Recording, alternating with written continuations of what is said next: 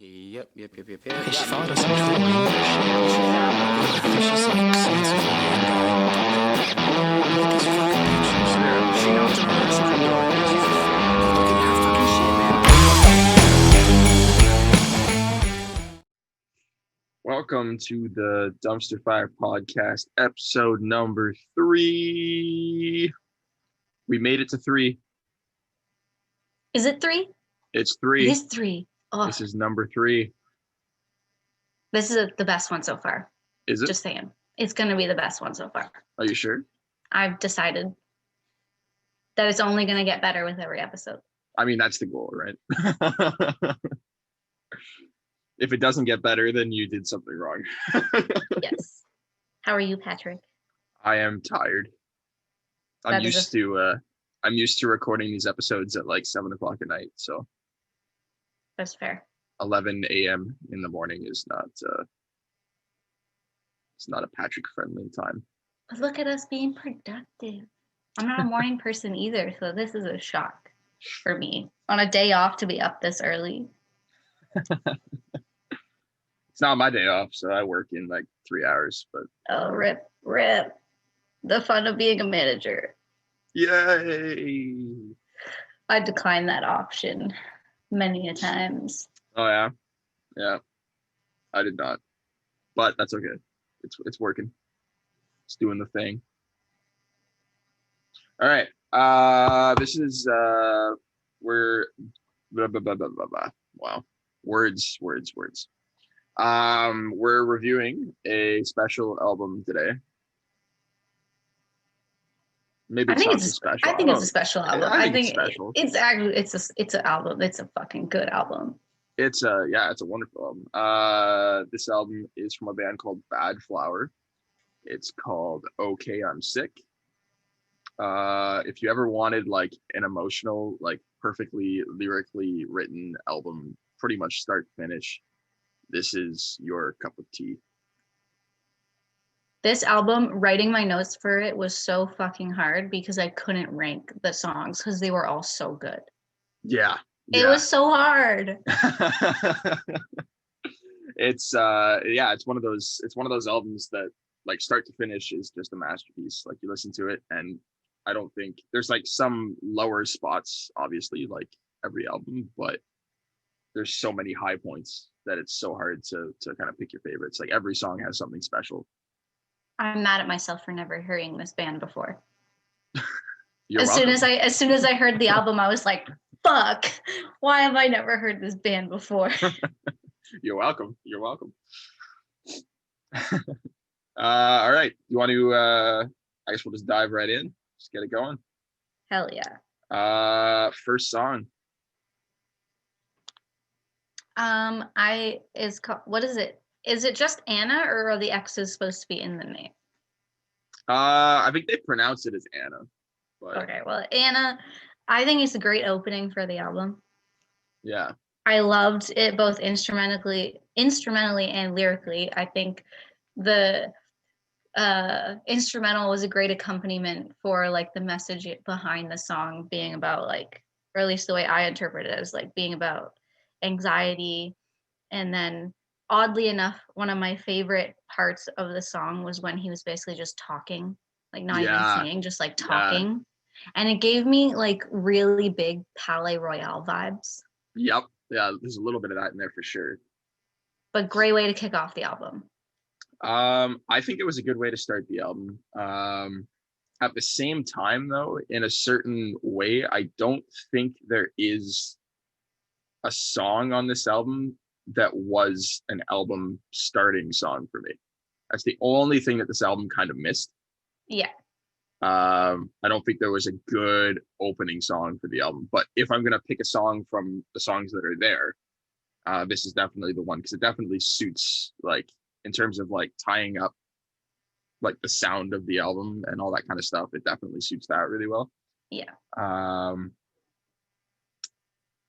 Yeah, the spoken verses were really cool, and the interludes between parts were kind of interesting too, where they just kind of like brought it straight down and there's like whispers in the background and all this weird stuff happens. my favorite part, one of my favorite parts of the album is, I have no idea how they put this in the album, but want to see what happens when I mix Xanax Blow in a MacBook Pro. That was like such interesting lyrics. Like, Yes. I And I was like, found what? this is like, if I could make something embody what anxiety is to me, at Yeah. least, like this song fully embodies anxiety, like throwing the whispers in there and like getting the like sudden loud parts and then the sudden chill parts, and it's just like a clusterfuck all in one song. I was like, oh my gosh, Literally. this is my Literally. anxiety. It definitely embodies that for sure. Did you watch the music video for it? No. All right, I try to avoid watching music videos when I'm trying to review the song itself. fair. But I did watch a couple of the music videos after. And the one, I can't remember which song it is. I know it's in my notes somewhere, but there's one song where the music video hit me right in the feels. Yeah.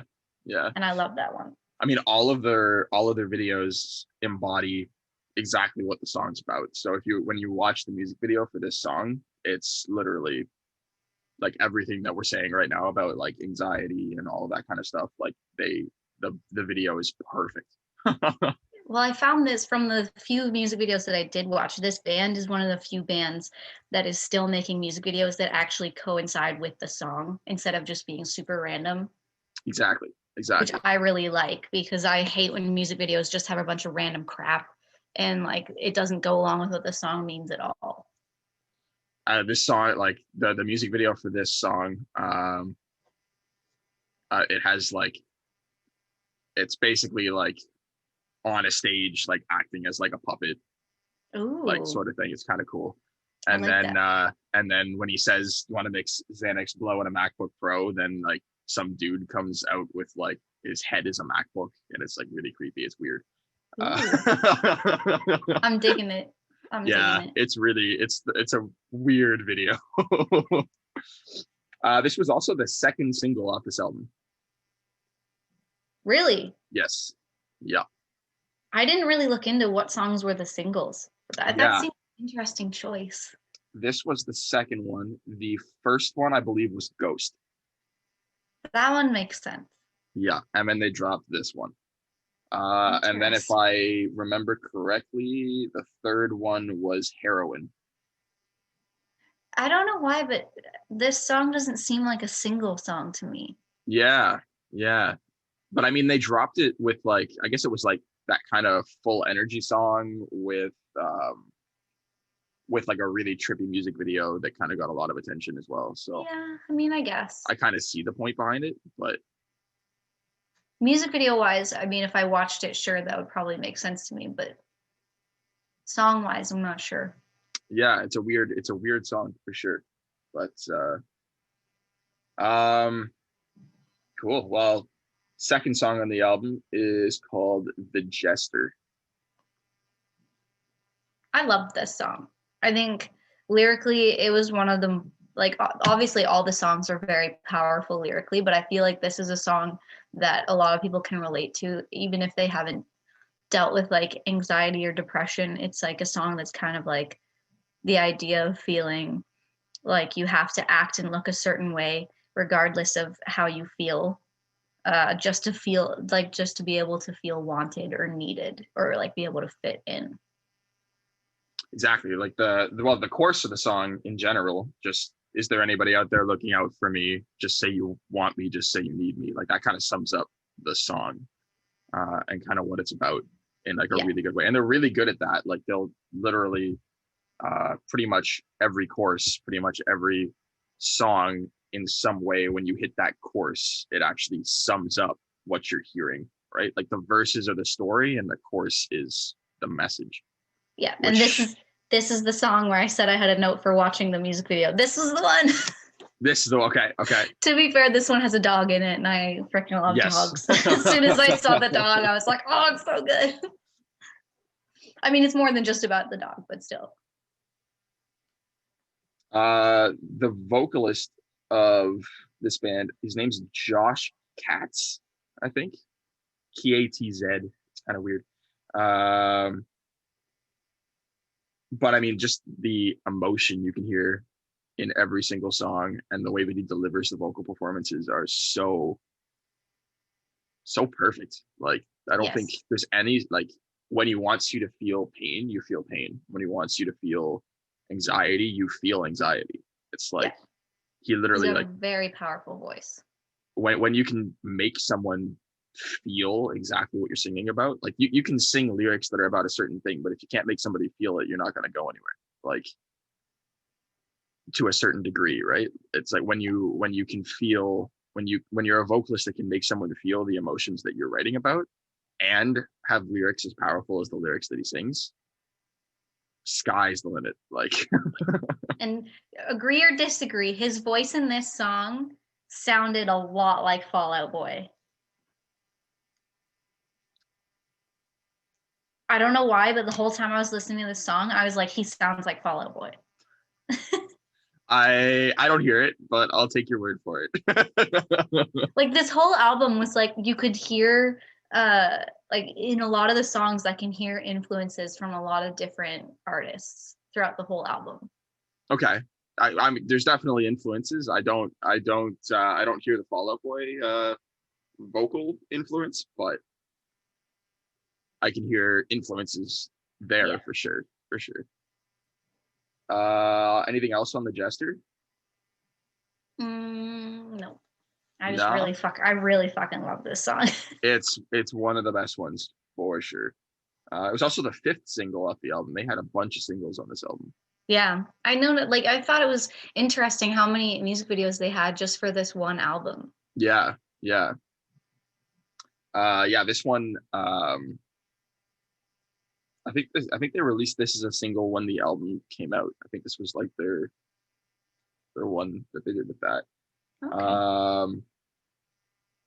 But yeah, great song, awesome music video. Every music video they do is fantastic.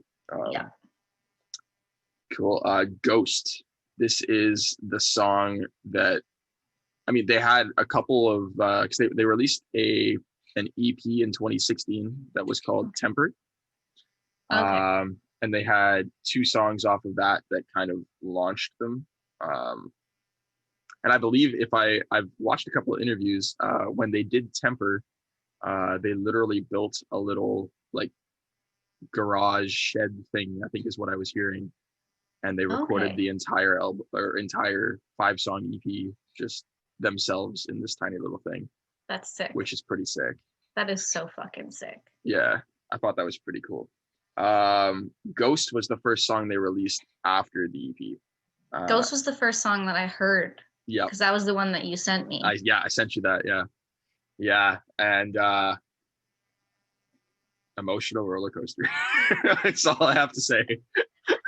Yep. To sum it up, high school me, throwback to like 10 years ago. That was me. Little edgy emo me. Yep. I would say it's probably the most beautiful and the most disturbing song on the record Yes. as a whole. I think instrumentally, it's one because like I don't know for sure, but I feel like this band is very lyric focused, but I found they find a way to make all their instrumentals accompany the lyrics in such a great way, and I think this one did it in the most powerful way, in just like matching the tone of his voice so equally throughout like every part of the song. Yeah. I remember watching an interview a while ago, or it was actually they took over one of the radio stations on Sirius XM with a band called Nothing More. So it was the vocalist for Badflower and then the whole band from Nothing More, and they took over Octane on Sirius XM. I love Nothing More. Yeah, they're fantastic. But they were like talking about their creative flow and how they're writing albums and all this stuff. And Nothing More said they try to experiment with all these cool sounds and kind of throw a bunch of stuff in there and just see like how jam packed and how kind of interesting they can make their songs. Yeah. And from the vocalist of Badflower, Josh Katz literally said they do the exact opposite. and they literally strip everything down to like nothing, Interesting. and then they write like the lyrical aspect of the song. So it's like they have like the whole song, but they leave it as empty as they can, Interesting. I and they see let the that. song kind of speak for itself. I definitely see that. Yeah, which is a really interesting way to write, because a lot of times you're just like, Yeah. how many cool things can I jam into this song all at the same time? Like, Yeah. That's an interesting technique. yeah, I because like it. a lot of the time it's just, you know, single notes on the bass until it picks up, and it's like just little like plucking, you know, like little Yeah. things on the guitar that kind of drive the whole song, and a simple drum beat, Yeah. and then just these powerful lyrics until they hit you in the face with whatever the chorus is, and then it's like huge. Well, And they did it. that's literally They did it. this. Yeah, that's literally this song in a nutshell, Ghost. Like, Yep. it's If you want a just song that's gonna make you cry and feel all of the feels, even if you've never even wanted to like self-harm or commit suicide or dealt with depression, like this song is gonna make you cry. yeah, yeah.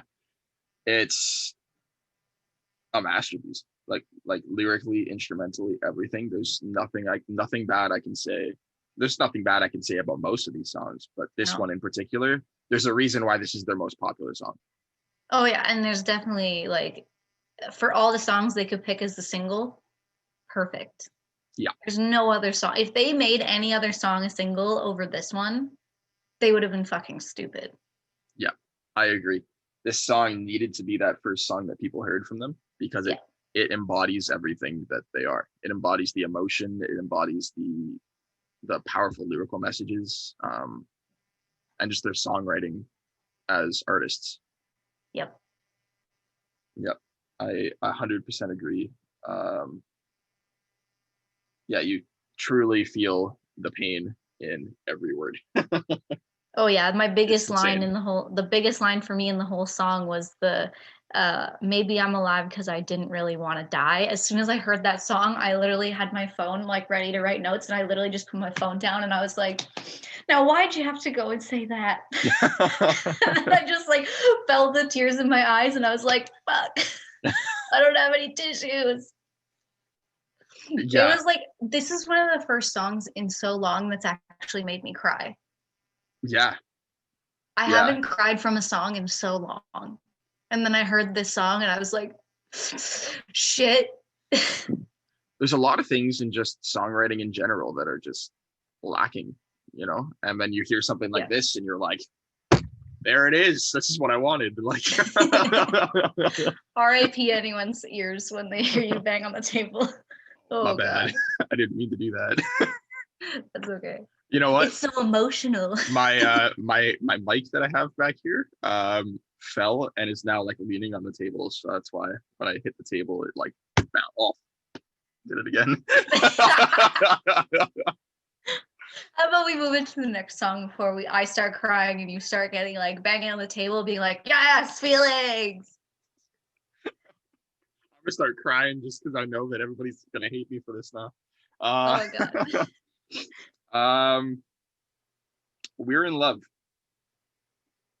Oh man, this song was so weird to me because it felt like almost it had very like haunting melodies in a Yeah, way.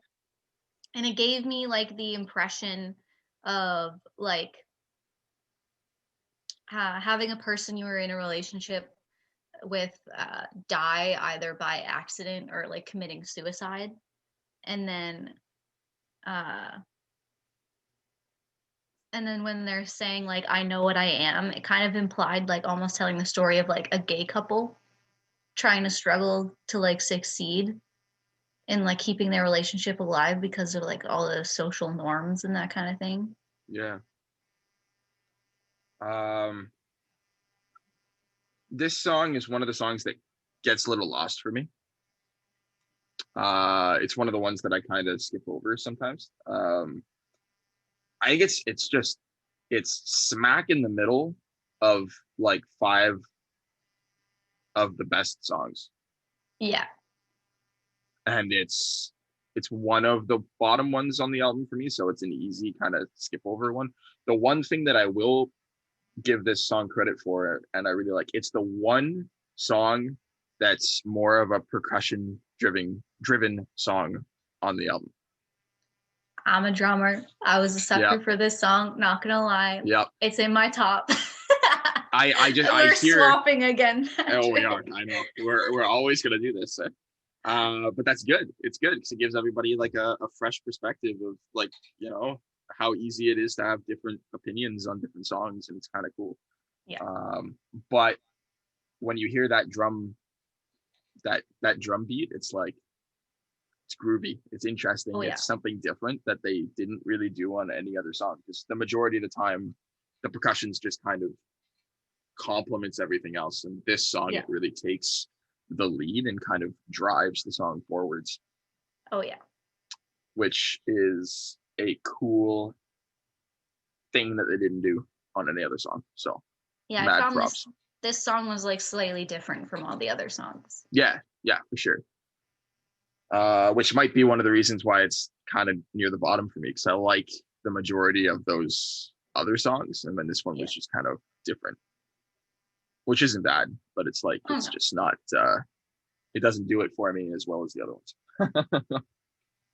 ones. Anything else to add for that one? No. All right. Next. Promise Me. Huge My Chem vibes. I don't know why, but like I was listening to this song and I was like, I'm feeling a My Chem influence here. In the chorus, I can hear it a little bit. Like the melodically in the chorus, it kind of gives me a bit of a feel. Yeah. No, like whenever the chorus came on, it was like high school me being like, "Oh hell yeah, Black Parade!" Man, those good old days. Those good old days when you were innocent and you just listened to a song about wanting to die, you know. Those kind of days. 2006, yo. 14 years ago. 14 years ago. That was my shit. I was so much cooler back then. And if you go 16 years back, you get American Idiot. Ugh. If you go 13 years back, you get I did this last time when I was trying to think of the album and I couldn't remember it. 21st Century Breakdown. You make me feel old. 13 years ago. That was the first time that I saw Green Day. But on the 21st Century Breakdown tour. Getting back to Promise Me. Sorry, yes, we're segueing a bunch of places. Literally right off the bat, the opening lyric just hit me in the feels with the like, we're getting old now, but I don't feel it. Like, I know I said this, I feel like I said this in the last episode, when you're in your 20s, you're like stuck in that limbo between still being a kid and being an adult. And like, especially right now with this pandemic, not being able to like continue and pursue in like whatever career and education we've gone to for like our career paths, you're kind of just stuck floating. And you're like, well, I'm getting older, but I don't feel like it because I'm still just like chilling at home, living in my parents' basement. Like, yeah, and that's like a really cool thing that I took down about this song, is it actually makes you feel like you're floating. Yeah, because it's very groovy. Yeah, and the verses just kind of like, I can just kind of like lean back and just be like, okay, and just like, you just feel like you're above the ground, you know. And this was another music video I watched where I really liked the storyline with it. It was so cool. Yeah, it's a really interesting music video for sure. Highly recommend. Yes, check that out.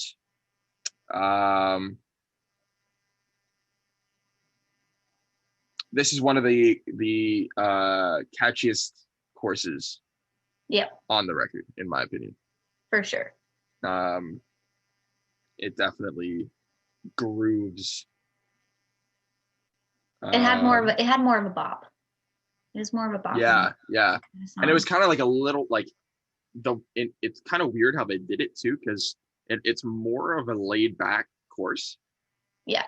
But the vocal intensity is one of the most intense courses in terms of the way that he actually sang the words Yeah. and the tone that he used. It's one of the more intense tones for any course on the album, but he used it in a laid back scenario, which is really kind of contrast, kind of interesting. It was one of the times where like the instrumental kind of had a completely different vibe to the vocals, but it still worked somehow. Yeah. Like Yeah. the lyrically, it's actually a pretty sad song, but like instrumentally, it's more like you're just grooving and bopping and hanging out, and it's like, what am I supposed to feel now? I feel like I'm floating, but I want to cry. This whole album, you're like, what am I supposed to feel? There's sadness, there's happiness, there's this, there's that, and you're just like, it's a whole clusterfuck of emotions. Literally. This song, Daddy. This song is an interesting song. It was, because you know me, I'm a lyric bitch. This was the one song that I actually preferred the instrumental over the lyrics. Maybe, and I mean, maybe it's because I can't really relate to that sort of a scenario, because the way the way I perceived the lyrics was like having a really shitty dad who did awful things to you, and like you basically in the end it comes full circle, you get your revenge, whatever. And I can't really relate to that lyrically, so maybe that's why I was drawn more to the instrumental. But I Okay. also found that, like, I don't know, lyrically it was something where I was like, it's hard to explain. I was just like, the way he was like wording some things, I was like, I don't know if you want to put that kind of message out to people, basically saying like, if your father wrongs you, you're allowed to kill him. I don't know. That's the kind of vibe that I sort of got from it lyrically. But Yeah. instrumentally, it reminded me of the Killers. I freaking love the instrumental. If I could ignore the words, then I could totally jam out to this. Yeah. I when I listen to this song, I almost watch a movie. Yeah. Like I can actually, like, I can't relate to the words, but I can see the whole story, and I can actually, like, it's so crystal clear in terms of like lyrics and storyline that you can literally go through the whole process and envision the entire thing. Oh yeah. Which is, from a songwriting perspective, is amazing. For me, I really liked this song, specifically because of that. And coming from a songwriting perspective as well, it's, for me anyways, and for a lot of people that I've written songs with, it's a lot easier to write songs about things that you've experienced and than it is to write just songs about something. And this song is like so perfectly written about a specific like situation like that, that it's just, it's songwriting at its finest. Like, Oh there's yeah, not like like definitely the songwriting, the way like it tells a whole story. It's still really well written, but I guess because I couldn't really relate to the lyrics, I didn't really enjoy it as much. That's fair. Cool. Yeah, that basically, it's just like watching a movie for me. That whole song is just, that's one of the best written songs, but one of the strangest storylines. Yes. I guess is a good way to put it. That is a very good way to put it. 24. I mean, being around that age range, I can understand the struggles of being in that. And this was another song that kind of followed the same almost message of like Promise Me, where it was like struggling in the in-between of adulthood and childhood again. And I mean, I have a lot of friends right now who are all in this age range that are like giving up their career paths or like just in these like emotional ruts and like they're depressed because of like COVID and they can't do anything with their lives right now. So this song I found was one of the ones where I was like lyrically it matched a lot of the people in my life and sort of my life a little bit too.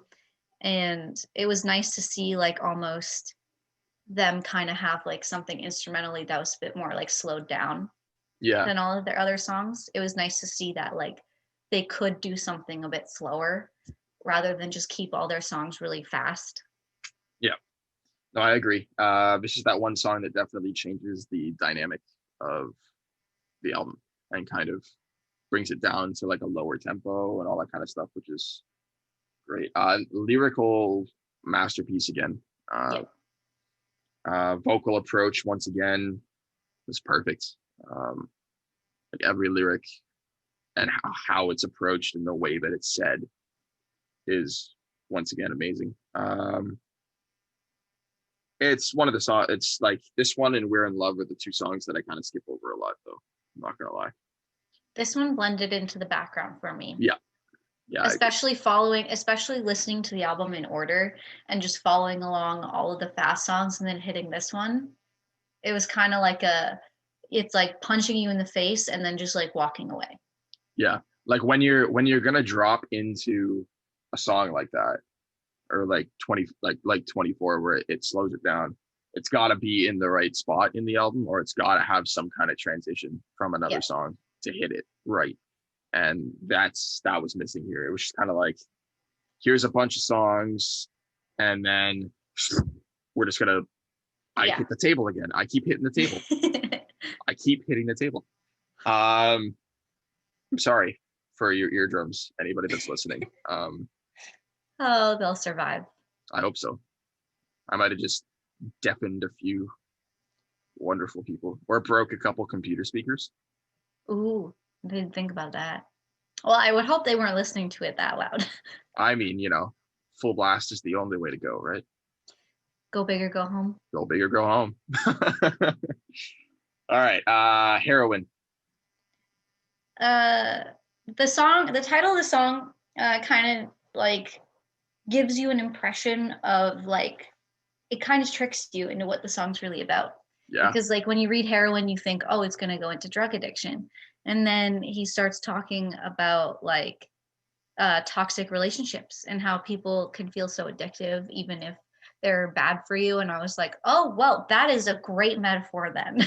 Because this song literally, I thought was going to go in a completely different direction. And I thought vocally this was one of the most powerful songs because you could just feel the anger so much in his voice, more so than like any of the other songs to me. So this song was the third single off of this record after Ghost and Anna. But this song is actually the oldest song that they have on this record because it was the hit song off of their 2016 EP, Temper. Interesting. I didn't know that. They took that song off of Temper and they put it on this album. Wow. Yeah. They were writing good shit even back then. Yeah. Yeah. Fuck. Yeah, lyrically it's a really cool story and how they relate those two things, right? Heroin to an addictive relationship or like a toxic relationship that you are stuck in. And how they just actually tie it up with like needle marks on your arm and all this stuff and like rushing through my veins like heroin. Like those lyrics are like it ties it together. It like actually relates those two subjects, which is not easy to do. Yeah. In a lot of ways. And a lot of people wouldn't even think to do that. And that's such a cool like untapped story. Yep. Because even a lot of people that do have those toxic or abusive or bad relationships, most of them don't talk about them at all.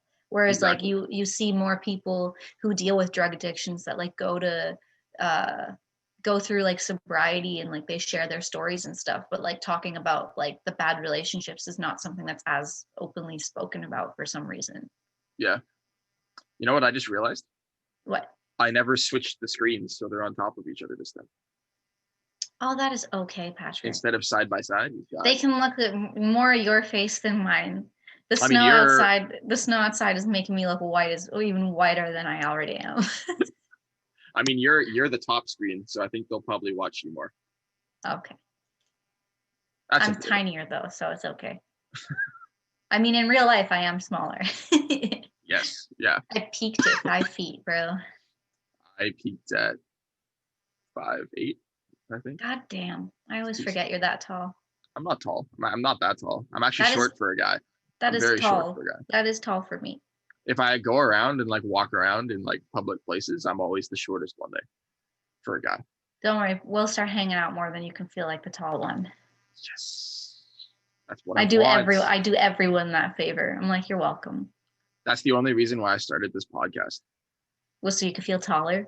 Is so I can feel tall. Well, you're welcome. Okay. Die. I fucking loved this song.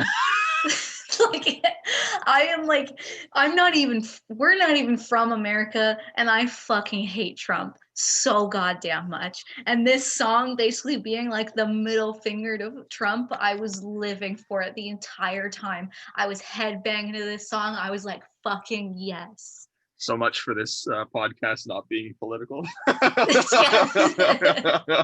But this song was like the more hard rock song on the album too. It was. And I'm more of a hard rock fan. So for me, this song was like, oh fuck yes, I can jam out to this song all fucking day. I was like, if you like from the first second you listen to the song, you know their standpoint on Donald Trump and how much they hate him, obviously. I'm just gonna read a couple lyrics. Burned the election, they trumped us again. That was so creative. I loved that. Yeah. Oh shit. Impeach the asshole and all of his friends. That was wonderful. Yeah, I don't remember when the impeachment happened, but I think this song almost lined up with when they first impeached him. Yes, it definitely did. Like, I'm not super into politics. All I know is that Trump's an asshole and I hate him. And then if those lyrics don't paint a clear enough picture of how much they don't like Trump, then the fact that they actually say "fuck you, Donny boy" in this song should do it for you. Like, they basically just straight up are like, ignoring this whole song, "fuck you," and it's pretty like, much. yes. Yeah. And the way that they said that too was just it was so fun. I love that song. One of the hardest, like one of the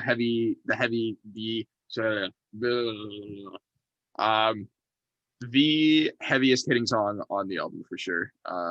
From like the second that it starts, like that whole lick that it comes in at the beginning is just, and it just drives its own, and it's great. Yeah. Love it. Can't say anything bad about Die. Lyrically great, message great, song great. But the next song that follows it was oddly placed. I agree. I think all of the songs that changed the tempo and dynamic on this album were oddly placed. Yeah. There might be a reason for that. That might have been exactly what they wanted to do. Well, the next song being Murder Games feels like lyrically it makes sense to put after this song because it talks about the corruption of like the meat and dairy industries. Yeah. But like instrumentally wise and following the tempo, it was kind of like you go from this to that. Yeah. And then like I'm not gonna move on from the song yet, but then to put it between the two songs that it was put, like the two songs, Die and Girlfriend are two of the more rocky songs on the album. Yeah. And then to put this like smack in the middle was kind of weird. Yeah. The this is another Murder Games is another song that has kind of creepy, atmospheric vibes. Yeah. Which I love. Like, if you can like build like, I love songs where you can actually build this like atmosphere where it doesn't even sound like a specific instrument is playing, but it's just like these tones that just grab you. Yeah. You know, it's like just this whole like tone atmosphere. Yeah. That just gets me. I love it. Like, or anything that's like in the background, it's like this extra little thing that's just chilling there, catches your attention every now and then. I love those kind of things, just adding those things into songs. Oh yeah, and I don't know if he's like, and it's nice because like I don't even know if he's vegan, but even if he wasn't vegan, the fact that he can still acknowledge like the meat and dairy industry is very corrupt. Like that's something that's very good to kind of put out to the world. Like you don't have to be vegan to agree that the way they're treating animals is bad. Yeah, I agree. Um, Girlfriend. Um, if you listen to like the little bit of talking hidden underneath the instrumental, like it kind of gave the impression of the whole song right off the bat for me. Yep. It's kind of weird that they put that as the song to switch out of the political stance for me. Yeah, I agree. I will be right. I actually have to be right back, Patrick. My dog is whining because he has an ear infection. Sorry. No problem. I'll be right back. Cool. I will just We can edit it out It's to like for the make camera. it so it matches. No, we're not gonna edit this. This is the Patrick talking point. Oh,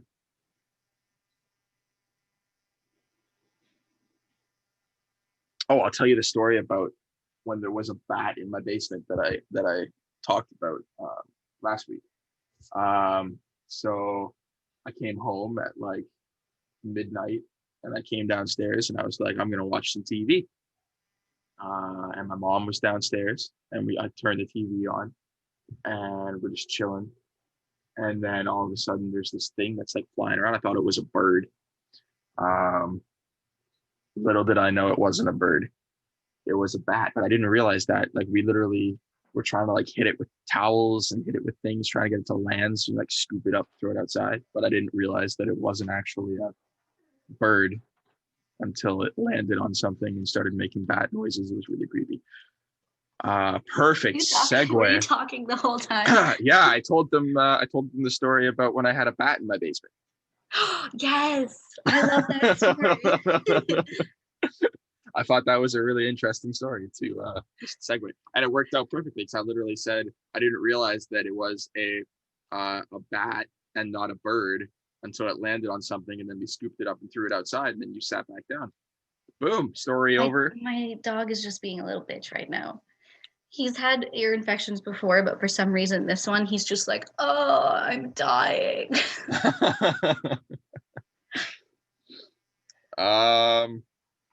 Sorry, girlfriend was where we were at. It's one of those, so it's one of those stories again where it's like it's a really weird story to tell, but it's kind of interesting. Like yeah. It's the catchiest guitar lick on the entire album. 100%, Yes. 100%. There's nothing catchier than that. Do do do do. It's so catchy, and it gets stuck in my head every time. So I was watching this a different interview at one point with the vocalist of the band, and people were talking about like writing songs from like a vocal perspective and like lyrics and all that kind of stuff. And they were talking about like creatively like a bunch of different stuff, and I remember him just saying, he always like writes, like he'll pick a story to write on and then he'll dive into that story and write it like and sometimes it's way too like over the top and clear, but that's just the story, So it's like, if he's gonna write a song like this, like there's some stuff that's way over the top in this song that's kind of weird to say, Yeah, well, but this it's the story. this almost feels like maybe from the perspective of like having like a super like stalker fan. Yeah, for sure, for sure. And like I thought lyrically it was so clever, and this was another song where I, even though the lyrics were still so good, this was a song where I actually liked the instrumental more than the lyrics. Yeah. What I did like was all of like the little hidden vocal parts and like the whispers and all that kind of stuff. I love when they do that. Here, let me pull up the lyrics for this because there's actually some really funny ones. Because the whispers and shit in the background, it just like adds to like because I mean I'm not famous, so I don't know, but I feel like if you have like a crazy like stalker fan, like you almost feel paranoid 24/7. So like those whispers kind of like feed into like the paranoia of like, are they here right now? Like that sort of thing kind of added to the whole mood of like what the story was about. Yeah, like the your face is so fine, your body's a 10, I'm probably less. And then there's the whispers in the background. He's like, I'm really more like a 7. I was like, yes. I started laughing at that. When I heard that, I was like, fuck yes.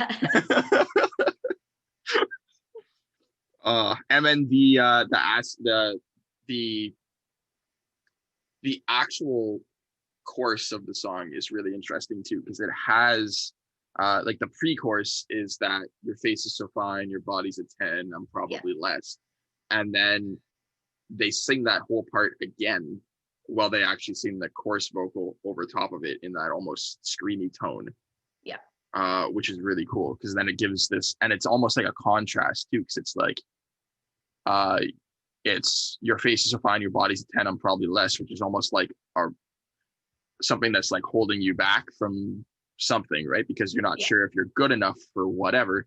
And then the actual course is literally what he wants to do to that person if he had the opportunity to actually have, an hour with them. I would love to sit in a room with the lead singer and just like tell me a story, bro. Like, I feel like he'd be able to tell the best fucking stories. Yeah. Like, just like sit in a room, crack open some beers, and be like, tell me a story, man. I would love to sit in a room, crack open some beers, and see how the hell he writes a song. I want to see how, like, I want to see where this stuff comes from. Like, does it take him like 100 days to write the lyrics to these songs so perfectly, or does it just like appear in 5 minutes and he's like, I've got it. Like, I would be impressed if he wrote one of these songs in like 15 minutes. That would be impressive to me. But it's almost like that just don't hold anything back feeling too. Like when I write a song, it's like I'm picking my words, being careful about what I'm writing about when I shouldn't be doing that. It's like if you actually open your mind to a specific subject, you're going to actually write these kind of songs over time. Like, obviously, it's not just going to be like, oh, I've got like an entire song in 15 minutes. But if you open your mind and actually sit in like this feeling of exactly what you want to write about, eventually, if you're fully open, you're going to get these kind of lyrics and they're going to be beautiful. But a lot of people don't let themselves fully open. Yeah. Because they're scared of what they're going to write about and what they're going to find. But being in the public eye is very scary. It is. Yeah, Wide Eyes. It was like a homage to a loss of innocence. The instrumental was beautiful. Yeah. I think out of all the songs, I think this one had the lyrics and the instrumentals just fit together so perfectly in like this great like harmony that it was like it really summed up like their skill as a band to be able to like write two separate, almost like, I don't know how they actually write it, but it's almost like they write the lyrics and then they write the instrumental separately and then just kind of mold them together. And out of all the songs, like this one, these just like fit together perfectly. Yeah. And then it kind of blended into the background for me though, just because I found sound wise, even though it did fit more together like that, it kind of was more forgettable at the same time. Okay. This song was one of my favorite courses. I really like because it's I like how the song starts with the bridge, which is really like the hard hitting part of the song because it builds into this like almost like screamy, yelly kind of bridge sort of thing. Yeah. And I like how they started the song off with just that scream tone, seeing the words over piano. Yeah. Which was really interesting. So then when you get like, because normally when you start the song off, you're starting it off with either, an intro into your verse, or you're starting it off with your chorus and then working backwards, right? So to do it with the bridge, when you get closer to the chorus, you think you know what you're about to get because you think that intro part with the piano is your chorus. Yeah. And then it goes somewhere different, which is why I really liked the creativity behind the writing of that. And then when it hits you with the bridge, you're like, there it is. Like, Yeah. and I didn't hit the table this time. I just found like with all the songs being more like a higher impact, like instrumentally, this one just kind of like fell into the background, even though it was one of their more interesting ones. Yeah, I get that. All right, so the last song on the album is Cry. I think it's a great way to bring the album kind of full circle and do this like close off with a ballad. And it kind of felt like they were like closing the curtains on the album and like ending the show. Like Yeah. even if they were doing like a live concert, like this would be like a great show or a great song to like end the show with. And like they play this song and then the curtains came down. Like this would be the song that would be like, it's a great closing song for me. Like even if Anna wasn't necessarily like, even if all the songs weren't necessarily a great opening song and like Anna sure was like one of the best choices from the album, it didn't still feel like an opening song. This was definitely like a closing song for me. Fair. I agree. It's a good way to tie everything up. It's also that perfect example of like stripping everything down to nothing. Yeah. And literally just having, because it's literally just this entire song works because of the vocal and the message, right? Yeah. If you didn't have the emotion, the entire record, okay, the entire record works because of the lyrics and the vocal delivery. Yep. If you had a different vocalist on any of these songs, it wouldn't would have be the same impact. completely different. It would be Exactly. completely different. If you had a different vocalist on any of them, wouldn't have the same impact. If you didn't have the lyrics that you have for these songs, because of how the instrumental is played, wouldn't have the same impact. Yeah. Like there's nothing else there to kind of listen to other than that. Right? Other than the lyrics and the vocal. There's nothing else that's really creatively there to be like, oh, that's not that good, so I'll listen to that instead. Yeah. And this song is a great way to kind of focus back in on that aspect of the record, because that's literally what this song is. It's just vocal and delivery. Yeah. And everything else just fits it really well. And I think this song was a nice way to show like we can do like those calm ballad songs, because like pretty much the entire album, like even their slower songs still had something in there that made it not feel like a ballad. So it was nice to have this at the end to basically like close the curtain and be like, oh, by the way, you think we can't do ballads? We can. Very true, very true. Cool. So that sums up Okay, I'm Sick. It was a masterpiece. It was a fucking masterpiece. It was one of my favorite albums that I've heard in a long time. It came out in 2019. It was, I think, my favorite album of 2019. There was a lot of music that came out that year too, and this was definitely one of my tops. Yep.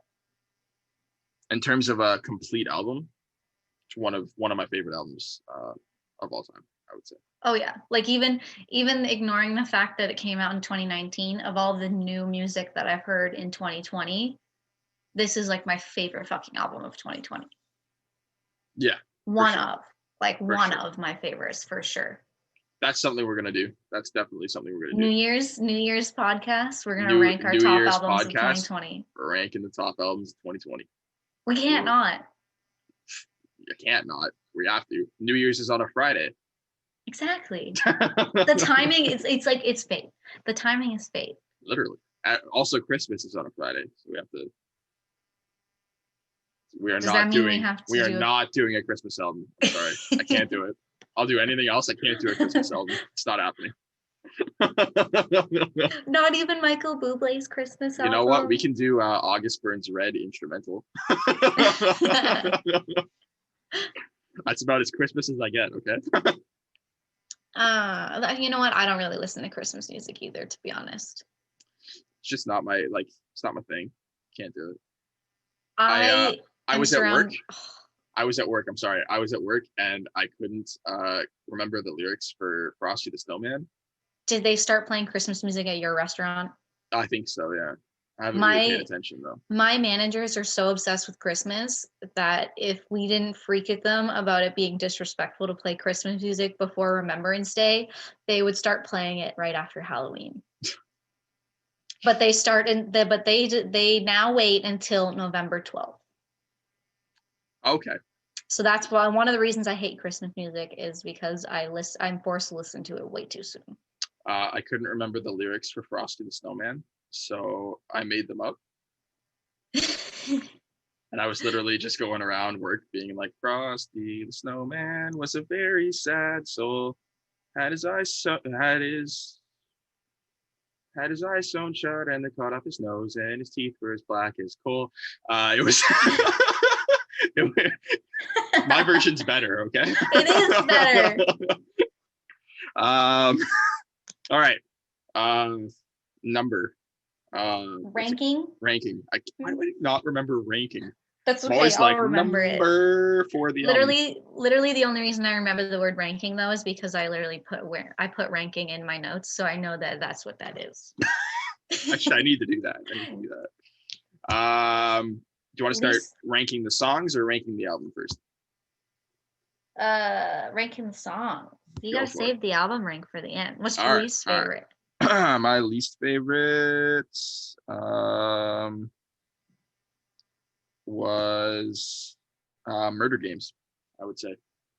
That's fair. That is very fair. Like I like the creepy atmospheric vibes, and I like the verses were interesting. There was something there. Like every song is good on the album, but so this one's a great song. It's just in terms of what it brings, and maybe it had something to do with the placement on it too. Like it's just always the song that I skip over the most. And in terms of like the chorus in the song, it didn't hit me. This was in my bottom five. This was in my bottom five too. It was. Hey, we agree. Yeah. All right, go. Worst, least favorite song. Can I just say, ranking these songs took me like an hour or over an hour. Because every time I would put a song in a spot, I'd be like, oh, but I like this one. And oh, but I really like this song too. But the bottom song for me is Daddy. Okay. It was lyrically, it was a miss for me. It's still a great fucking song. Like for me, my bottom, like I was tossed up for my least favorite being either Daddy or Wide Eyes. But for me, like Wide Eyes just was a little bit better for me than Daddy, even though they're all fucking great songs. Yeah, no, it's Yeah, I mean, it's with Daddy, it all comes down to uh do you like is it's a well-written song. Um if you relate to it, it might be an interesting song to you. If you Yeah. don't relate to it, can you still like find something in there to actually enjoy, right? Yeah. And like you said, it's a great song. It's just you And don't I found it's like, unrelatable. yeah, like all, and like of course like that sort of thing does happen, and it's awful that it does happen. And I'm not trying to like unjustify like the means for that sort of thing happening, but it almost made me uncomfortable. And Yeah, I think that's why I didn't really like it that much, just because like the story behind the song just made me uncomfortable. from at the same point though, from a songwriting perspective, It's impressive that a song can make you can uncomfortable make though. you feel that uncomfortable. Yeah. And that's where it's impressive, but like compared to the rest of the album and how I felt about all the other songs, I took like one song making me uncomfortable versus me being related to all the other songs, Oh yeah, for and sure, took for that sure. into perspective. And I was like, okay, this one uncomfortable song clearly had a different kind of impact than the rest of the entire album. Which in a certain way is a good thing It is a good thing in a certain way. too. I'm just like flipping it It's all still back to be like it's still a good thing. it still is a good song. It's still a really fucking good song. But Yes. for anyone who has like daddy issues, might not want to listen to this song. Unless you want to cry. Yeah, fair, fair. Are we just going? Are we going all the way through, or do you want to just go best, Best and worst. What's your best and best? worst? All right, my best. You may be surprised by this one. Ooh, I really like Girlfriend. interesting. That's probably my number one. I like the contrast that they do in the chorus with the two different vocals. One of them like being like, you know, I'm not good enough for this person, and the other one being like, but if I could, I would do this. Yeah. That's really interesting. The hidden vocals, such cool stuff. Like, um, and then just the message, or I don't know, the message isn't really a great message, but it's just the catchiness of everything, the songwriting, the story, all that stuff is just really, it's out there. It's the same kind of, it's in the same kind of category as Daddy, Yeah. where it's just like a kind of story. strange message. It's a story, but this one's just so well executed, and it's a lot more in a sense relatable than Daddy to a lot of other people, I would say as well. Yeah. My favorite was Promise Me. Okay. Because I found that song out of all of because I'm more of a lyric person, and I found that this was the one song that right from the opening lyric all the way to the end, it just had like such a huge impact on me. And like, even if it wasn't like instrumentally, it wasn't the most powerful, lyrically for me, it was like one of the most powerful ones for me. And it had me like thinking the whole time, like, I relate to every single word in this song. Yeah. No, that's Promise Me is like I said before, it's one of my favorite choruses on the Yeah. song. And the contrast between the instrumental and the powerful vocal performance on the chorus is really, really interesting. Yeah. Yeah, there's a lot of stuff to like about that song. That's a great song. Are you surprised I didn't make Die my number one? No, it's one of those things where that song is great, but it's made for a specific purpose. Yeah. So I'm surprised to hear that it is someone's favorite song on this record. I think it's a great song, but I don't, in terms of everything else that every other song has to offer in any point, I think it shouldn't be your favorite. Yeah. Well, it wasn't, so don't worry. Yeah. Cool. So how has your week been? We're about to go in a red zone, Patrick. Uh-oh. I don't know if where you are is, But where I am, we're basically like one step away from another lockdown. Oh. Yeah. It's snowing, and the snow's pretty, but I don't want it to touch me.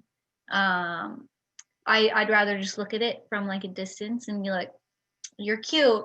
Stay over there." Yep. Yep. It's not snowing here yet. It's still green, but it's cold. We're not in I don't really know the colors. I'm not gonna lie, but we're Red zone not is like going one into step away. lockdown. Red zone is like one step away from a lockdown. I think we're like orange. I want to say we're orange. We're not yellow, but we're orange.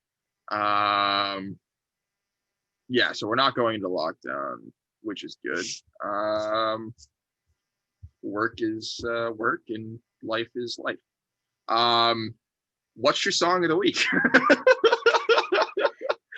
Literally, my song of the week goes with my fucking week. That was such an interesting transition. I'm sorry. Well, it works. It works because that is my reason. That is my reasoning for my song of the week. It's "Parasite Eve" by Bring Me the Horizon. Hey, there it is. It's literally a song that is so fitting for me right now, basically being almost shoved into another lockdown. It's literally a song about fucking COVID. If you haven't heard it already, I don't know where the fuck you've been for this whole pandemic, because it's been here since like what, June or July? Yeah. Something like that.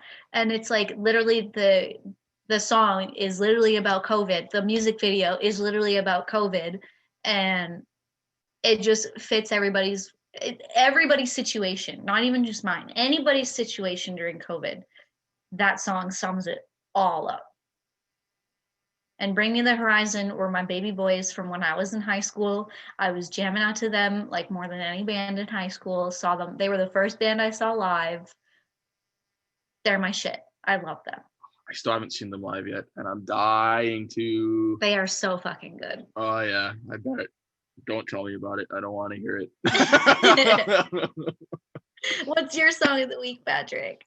So my song of the week is from a band called The Dirty Nil.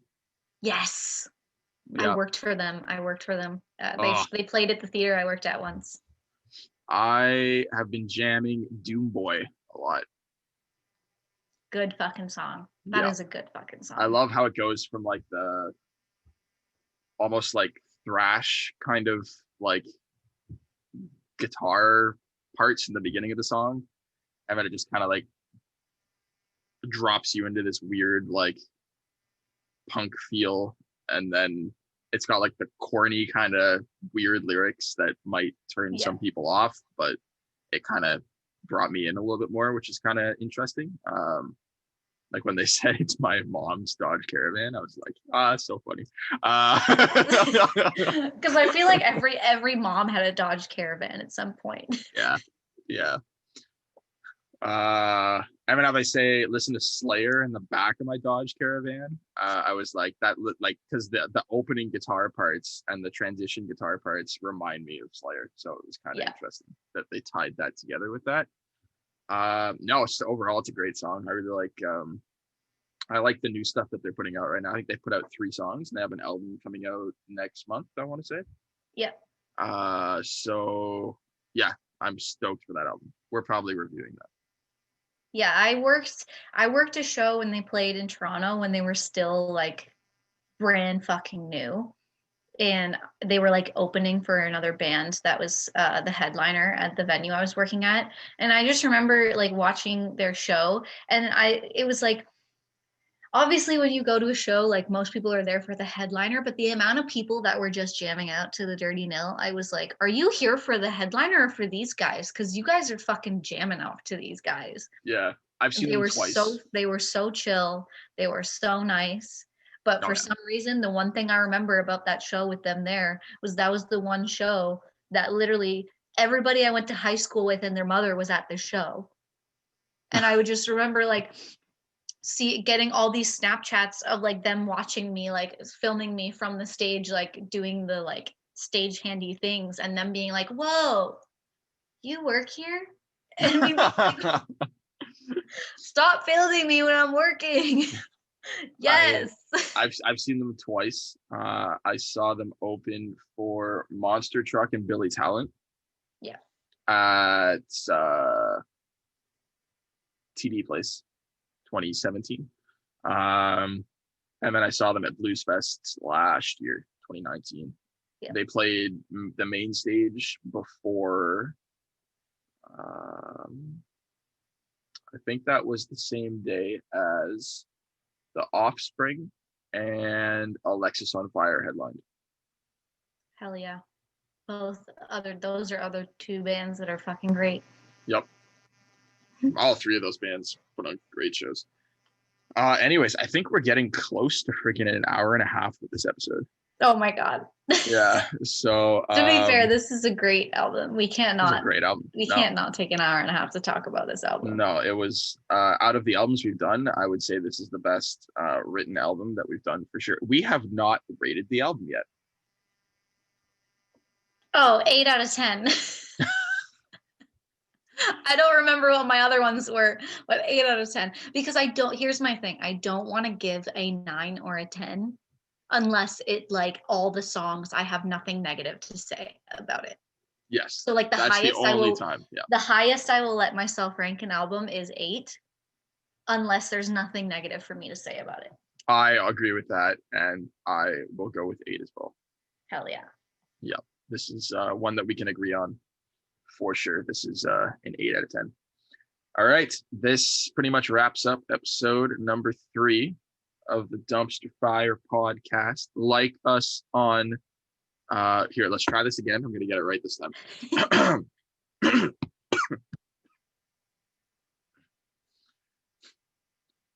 Like us on Facebook. Follow us on Instagram. Follow and listen to our podcast on Spotify. Subscribe to our YouTube page. You did it. And in the link of this description, if you're watching on YouTube, go into our Song of the Week playlist and follow that too. There it is. I got it right. I got it right. I almost said follow our YouTube page. I mean, even if you're subscribing, it's still technically following. But it's subscribing. It's all in the wording. Right. It's all in the wording. It's all in the wording. That's all it is. It's all in the wording. That's all it is. Cool. So let's actually end this before we go on a 6-hour tangent like we normally do that we don't have time for. All right. That's the end of episode number 3 of the Dumpster Fire podcast. Have a great week, everybody. I hit the table.